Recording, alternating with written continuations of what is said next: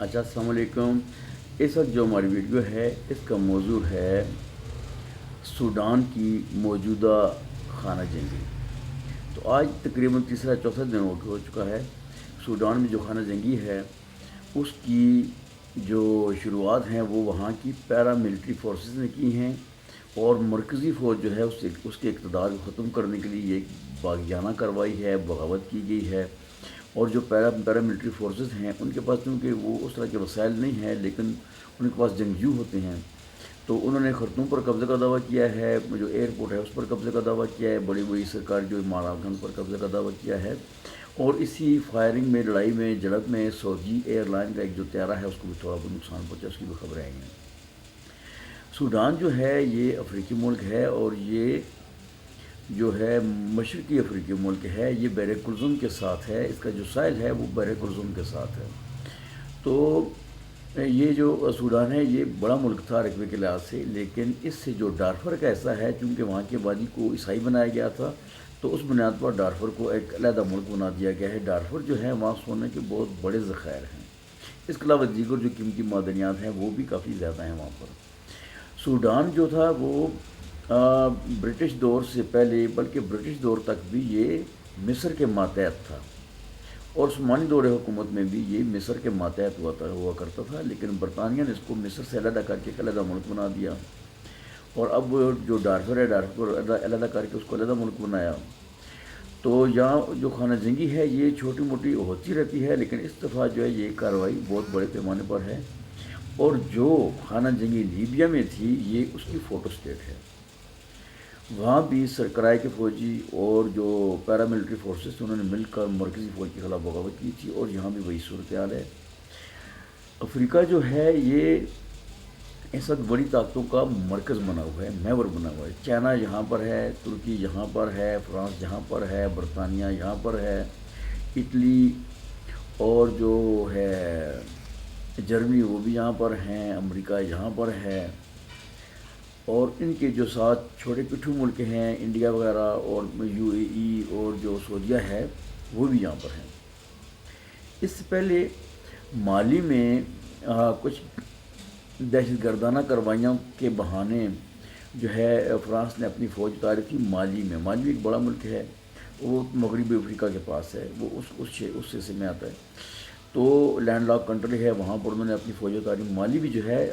قدرتی وسائل سے مالا مال ملک ہے، تو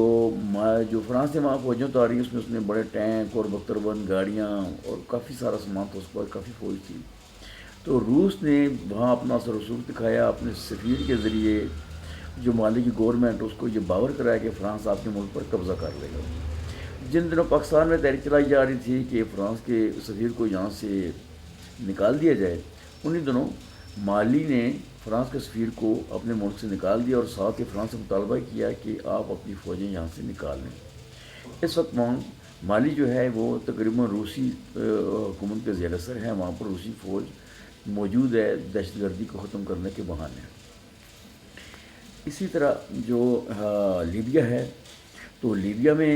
ہم دیکھتے ہیں کہ وہاں بھی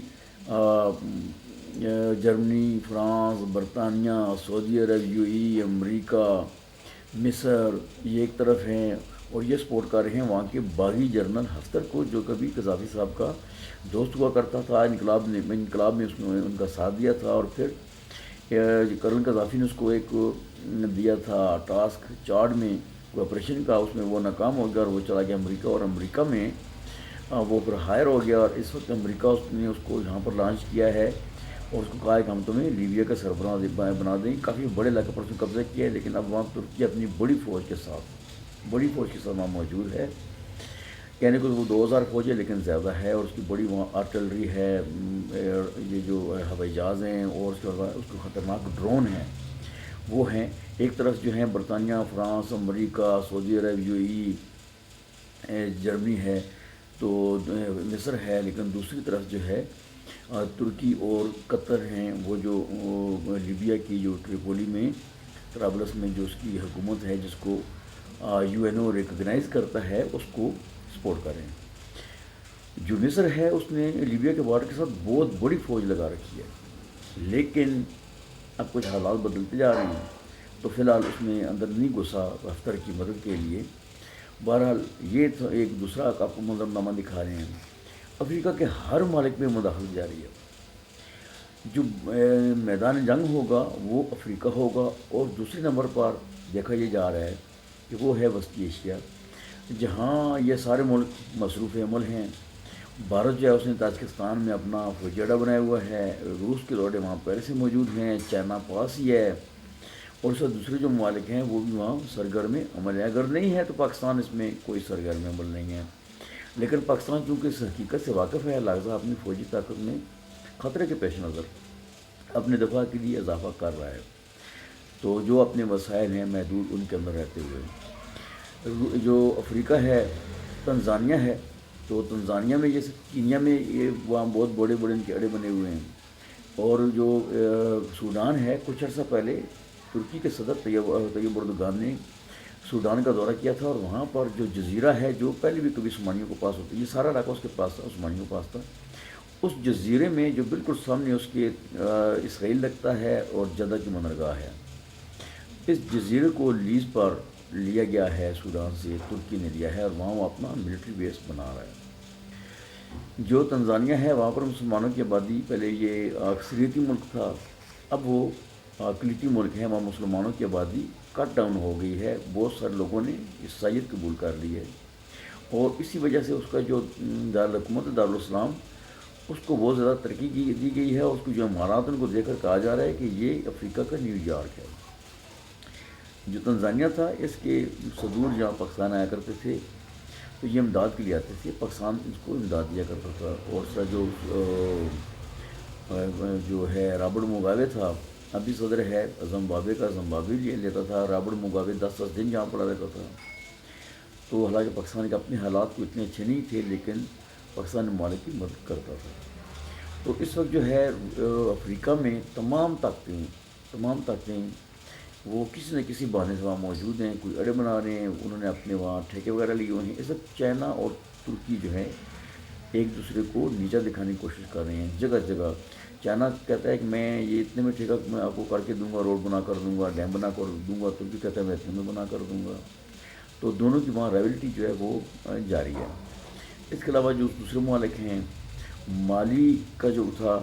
وہاں روس جو ہے وہ قدم جما رہا ہے، لیبیا میں روس قدم جما رہا ہے۔ اس کے علاوہ جو دوسرے ممالک ہیں تو وہ بھی اس خطرے کو محسوس کر رہے ہیں، تو وہ کوشش یہ کر رہے ہیں، مثلا الجزائر ہے،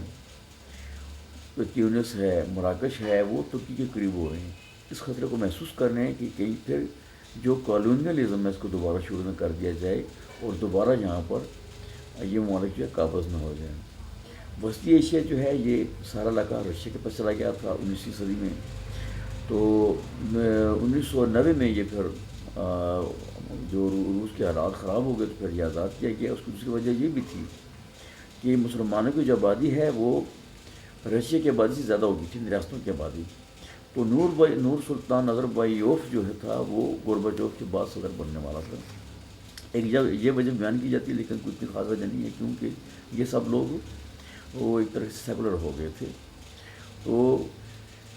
پھر یہ جو ہے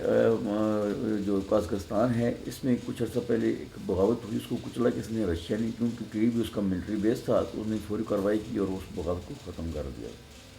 تو ایک یہ جو ہے معدنیات سے مالا مال خطہ ہے، تو بالکل ایشیا کے وسط میں آتا ہے، اس لیے اس کو سینٹرل ایشیا کہتے ہیں۔ تو اس میں جو بادلوں کا سسٹم ہے وہ بنتا ہے بیگر کیسپین سے اور ارل سی سے۔ ارل سی تو تقریباً خشک ہو گیا، لیکن ابھی پھر اس کو آموں کا جو دریا ہے وہ اس کو کرتا ہے، سیلاب کو اس کو فیڈ اپ کرتا ہے، تو اس پر ڈیم بنا دیے گئے تھے، جس کی وجہ سے وہ سر دریا بھی اس کو کہتے ہیں، تو ڈیم بنا دیے گئے تھے، جس کی وجہ سے ارل جو ہے سی وہ خشک ہو گیا تھا۔ یہ تقریباً 75-76 ہزار مربع کلومیٹر پر محیط ہے، یہ چھوٹا سا سمندر، اس کو سی کس لیے کہتے ہیں کہ دوسرا کنارہ نظر نہیں آتا ہے، لیکن یہ بڑی جھیل ہے، یہ اور کیسپین دونوں بڑی جھیلیں ہیں۔ تو ان سے جو ہے نا بخارات اٹھتی ہیں، اور جہاں بادلوں کا سسٹم اور بارشوں کا بنتا ہے، لیکن گرمیوں میں یہ علاقہ بہت زیادہ خشک ہوتا ہے۔ تو یہ جو علاقہ ہے معدنیات سے مالا مال ہے، لیکن یورپی جو بڑی طاقتیں ہیں وہ اپنے آپ کو ایکٹیو رکھتی ہیں، تو وہ جب ان کا اسلحہ ان کے پاس ذخائر بڑھ جاتی ہیں تو پرانے اسلحے کو یوٹیلائز کرنے کے لیے ایسا کوئی نہ کوئی میدان اختیار کیا جاتا ہے تاکہ نئے اسلحے کی جگہ بن جائے، اور کچھ نیا جو اسلحہ ہے اس کو ٹیسٹ بھی کرنا ضروری ہوتا ہے۔ جس طرح یوکرین میں